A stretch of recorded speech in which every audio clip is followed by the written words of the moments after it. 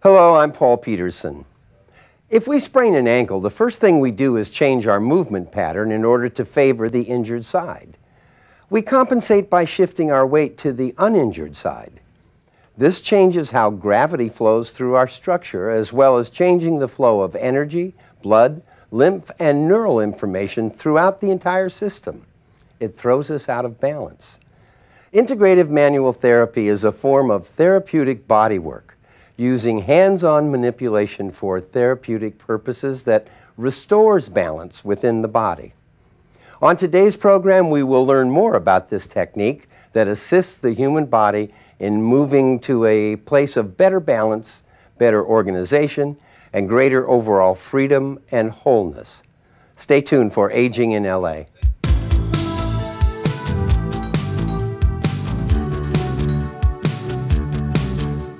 All of our muscles, organs, nerves, and blood vessels are surrounded by a connective tissue known as fascia. It is a very tough and strong and fibrous tissue.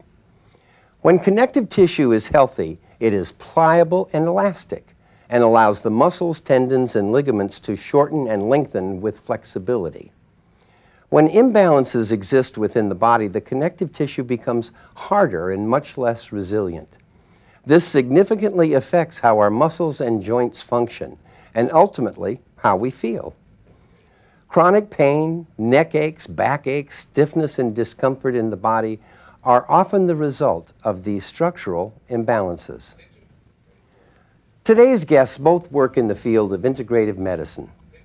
Bruce Schonfeld, an Advanced Rolfer, practices the art and science of using hands-on manipulation for therapeutic purposes in Santa Monica. And Gail Wetzler is a physical therapist and director of the Barral Institute of Advanced Manual Therapy, and she has a practice in Newport Beach. Thanks to both of you for joining us. It's a pleasure to have you here to discuss what I think are important issues. Now, Bruce, can you explain to me briefly what Rolfing is? Yeah, Rolfing is of the musculoskeletal system, and it's basically a whole body or a holistic approach to restoring alignment and flexibility and balance throughout all the segments of the body so that you're less at war with gravity. Right, and yourself. I know the stress and tension has become an everyday feature. Gail, can you give me sort of an overall look at what integrative manual therapy can accomplish for our senior citizens? Well, what we want to look at is not so much the aging part of senior citizens, is what creates function for them. And so it's a key for us. And what we notice as time goes on is that prevention and what can we do and share with the people as regards to prevention. And one of the things we see often in physical therapy is the faltering of postures. Yes. And you start to lose that flexibility and the posture starts to go and you get into habits. And some of those habits we would like to be able to share with those as to how to do the prevention. So not only do we share with them certain exercises and flexibility, but our hands-on work is what goes into the description of fascia and connective tissue to create the fluidity and the flow pattern of that. So postures or habit patterns or adaptive shortening that has occurred in the body, it gives it a whole new lease on life, if you would. I can see that because the aches and pains become more pronounced. I know I notice it. But so many people don't know that they are, by compensating for an injury to the foot or a sore shoulder, that they're really throwing themselves out of whack. How do you accomplish the remedial action? How can this be improved, Bruce? Through sensitive but direct manipulation of the tissues that are restricted. So you basically do some analysis to try to discern where the body is immobilized or motion restricted, and then working with the client, you establish motion back into the system, and you do it in a way that takes the whole body into account. Which means that sometimes the roots of our misalignment aren't really symptomatic, but they're very important. So you work the area where they are having discomfort and you check other areas that may not be uncomfortable to see if they're related to the problem. I see. Now, the hands-on part I find really appealing because so many of our seniors are really, they just aren't touched and hugged enough. Yes. And I can imagine if you have a list of complaints that brings you into therapy, there is something immediately beneficial about having contact with a human being. Yes. So Gail, how does that work with you when you, does a person present symptoms or do they come in with just sort of nagging complaints, my shoulder, my back?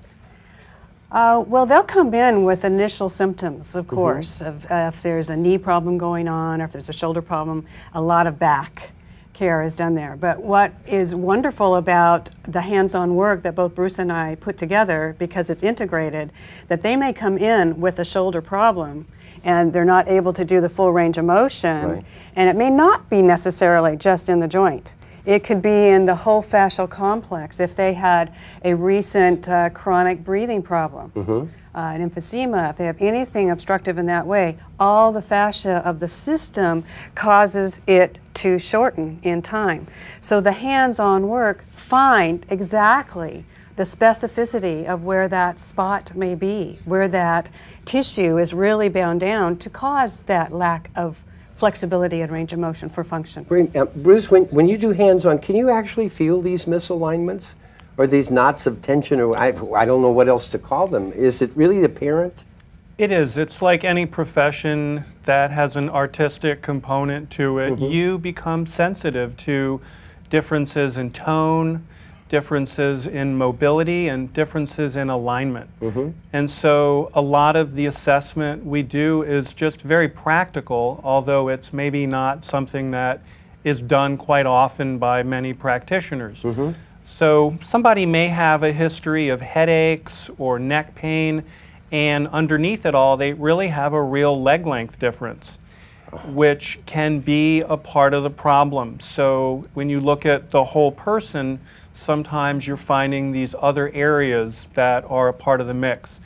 And also, some people don't come in because they're in pain. Some people, just like you bring your car in for a tune-up, want to exercise a preventive medicine aspect to themselves. So they just come in and get their whole body nicely worked out.